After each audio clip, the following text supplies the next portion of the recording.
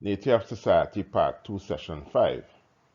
Last week we looked at the conditions where land is free and where land is all enclosed. Where land is free, rent is determined by the amount by which the produce of labor on the land in question exceed the produce of the same labor on the best land open to use free of rent. Wages are determined by what a man can obtain by working for himself on the best land open to use. Where land is all enclosed, rent is determined by the amount by which the total product of labor upon the land in question exceeds the amount of wages. Wages are determined by the least which men will accept for employment. We propose this evening to examine the conclusions reached at the last session and put them to the test. What can explain why, as civilizations advance, wages tend to decrease? In old Europe, wages have long been reduced to a minimum that men will accept, and this as wages has advanced, this as civilization has advanced. This is not so obvious to us. When the North American continent was being established, the communities and living conditions were primitive, but this soon changed rapidly as a result of technology and advances brought in from Europe. There were no rich men, and everyone was obliged to work for his very existence. As communities grew, and with all the advances made and wealth created, it was noticed that wages were driven down. Some men grew very rich, but the majority were slowly reduced to poverty. Lying side by side with the museum and the library was the beggar and the pauper. The same trend was noticed at the time in old Europe and the United Kingdom. There was a steady, uninterrupted decline in wages to a minimum, although considerable improvement in the standard of living took place. The average work week was 4 days, and this was enough to maintain the worker and his family. Today, wages are low relatively. The worker works a 5-day week and cannot maintain himself and his family on one wage, although there is more wealth created as a result of advances. Let us examine how the proportion of rent and wages changed in the development of a community, from a primitive state to a great town. This may be instructive in explaining how wages decline and rents increase as the society advances. The settlement begins with the arrival of the first family, where they choose the most fertile plant to settle on. There is no lack of food, but they must grow it or hunt for it. They must make their own home, clothes, etc. Their life is hard, rudimentary, and solitary. Whatever they possess come from their own efforts.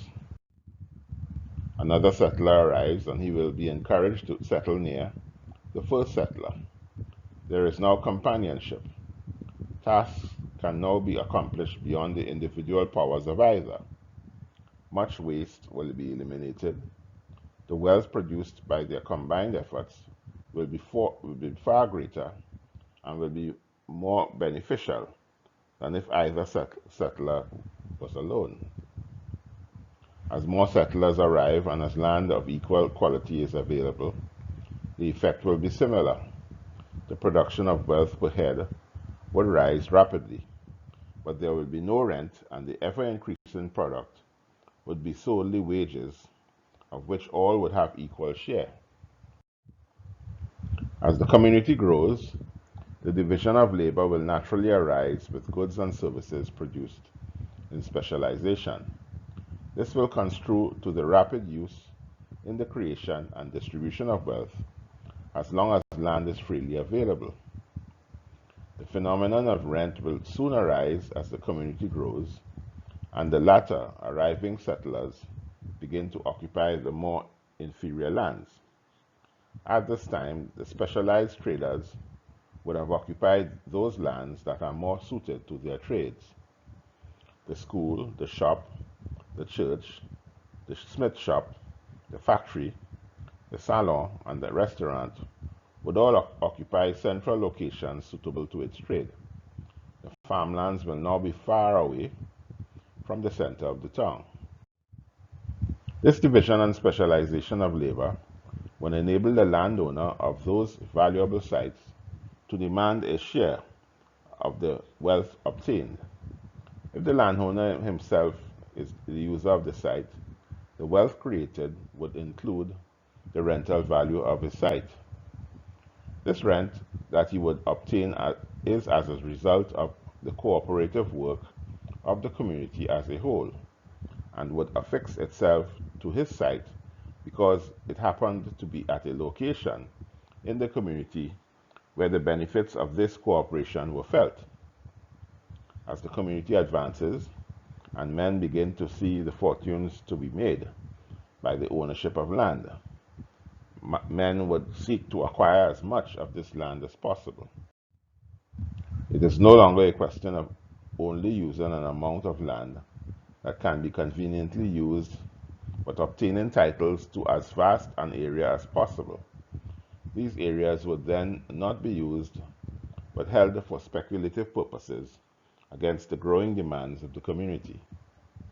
It will then be noticed that around each growing population center will be a great belt of claimed, unused land. New arrivals would be placed at a great disadvantage in having to traverse great distances from population centers to settle on a vacant plot. Because of this, they will be denied all the benefits of living closer to the population centers. The effect of this on wages are immediate.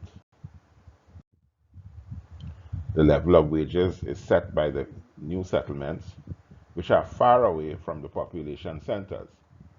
Men would rather work closer to these population centers on the enclosed lands close by than the far-off settlements. As these wages become lower, rents as a proportion would increase, and would further increase as new arrivals come in. Life in these far-off settlements would be particularly hard and would not be as attractive as working in the population centers, where the comforts and power of production reside. Now we have a short break before we continue.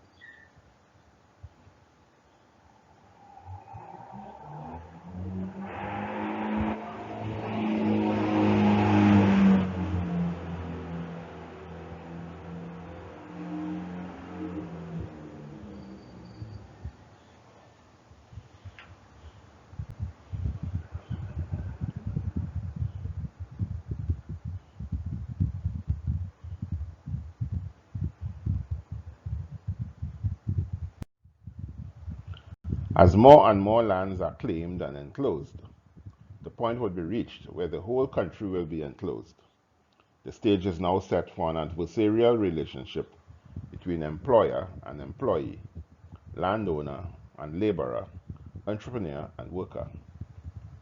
Wages will now be driven down to the lowest level, an amount below which men will not accept.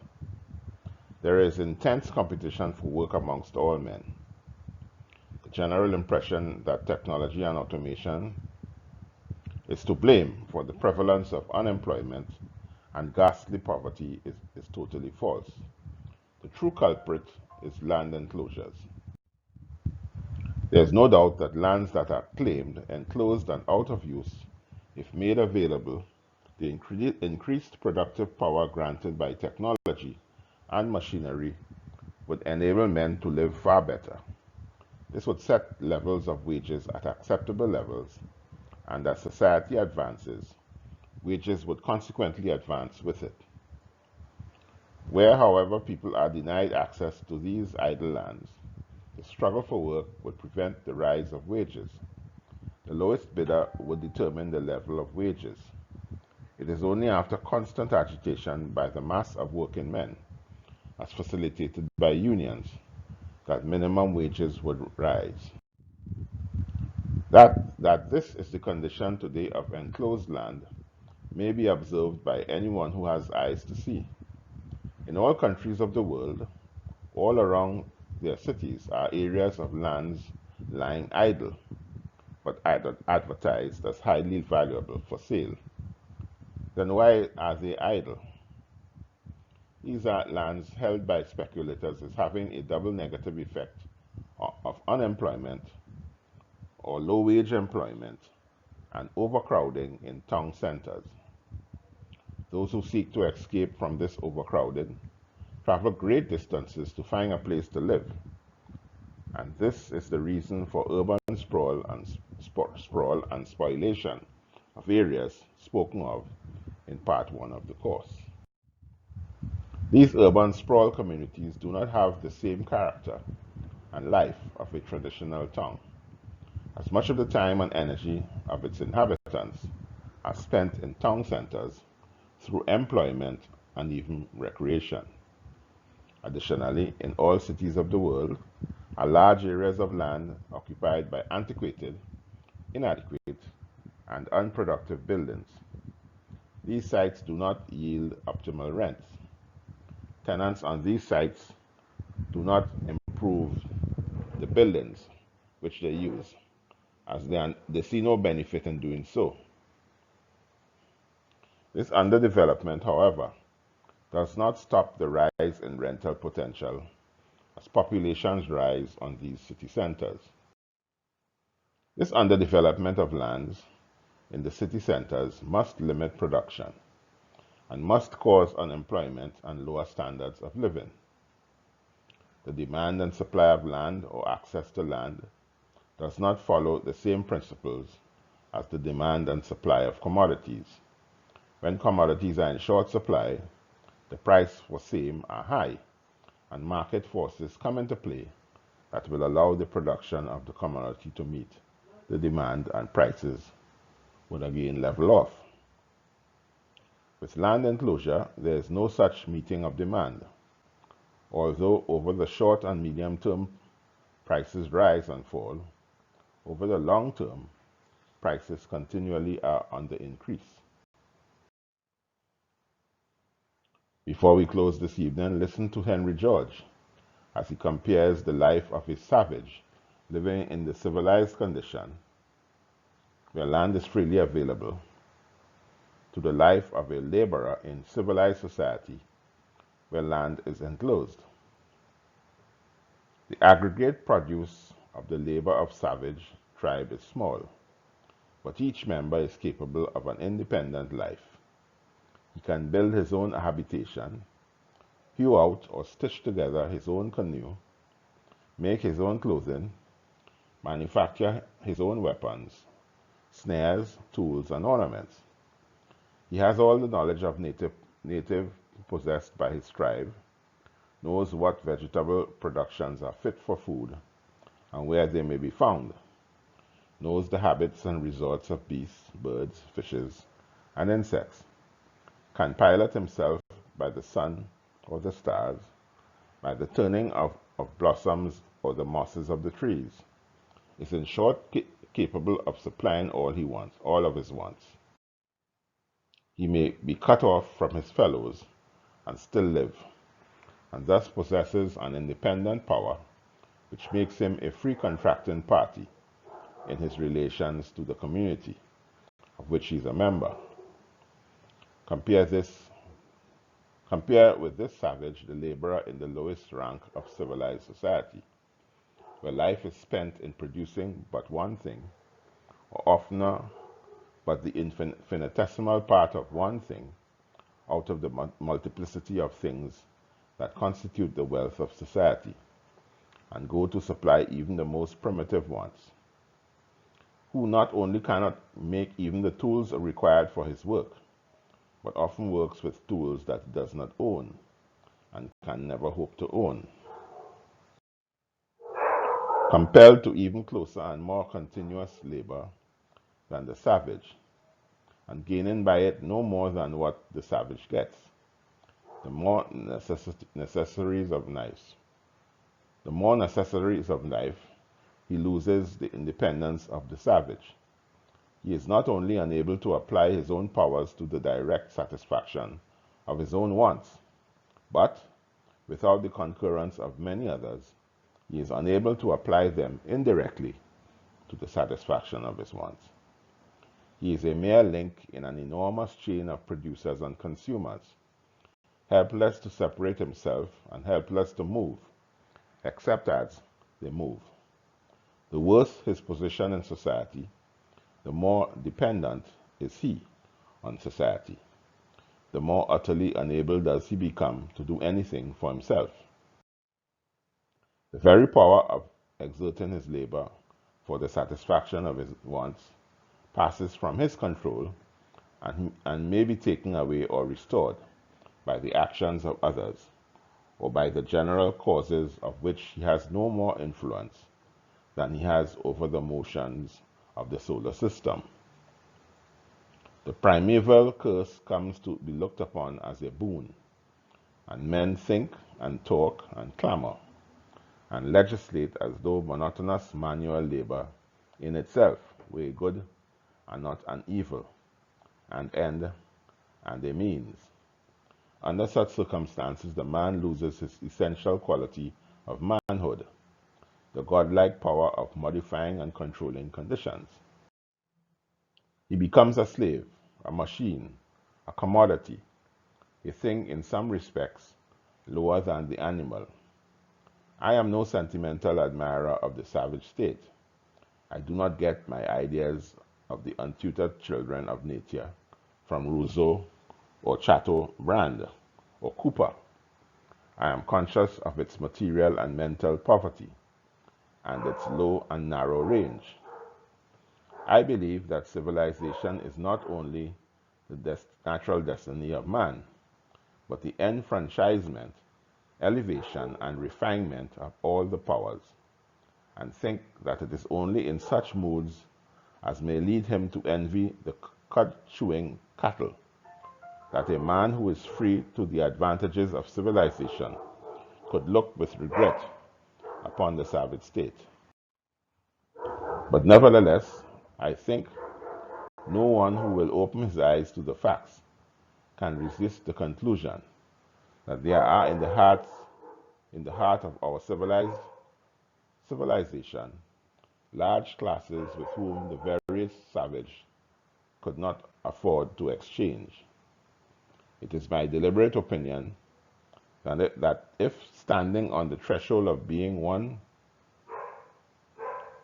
were given the choice of entering the life as a terra del fuegan, a black fellow of Australia, an Esquimaux in the Arctic circles, or among the lowest classes in such a highly civilized country as Great Britain, he would infinitely the better choice in selecting the lot of the savage.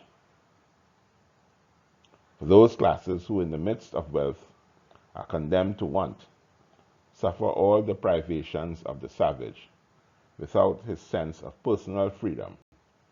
They are condemned to more than his narrowness and littleness, without opportunity for the growth of his rude virtues. If their horizon is wider, it is but the revealed blessings that they cannot enjoy. Statement is taken from Progress in Poverty. Before we end, I would like to again let you attendees know that unsustainable development is an educational offering devoted to the dissemination of its course to all of mankind and to those who have the English language as their official language in the first instance, and to all eventually all over the world. To make this possible, and because we do not charge a fee for its dissemination, we rely wholeheartedly on monetary donations to meet the cost of achieving these goals. If you have found these sessions useful thus far and would like others to have access to them, we would gratefully accept your donations should you be inclined to offer them.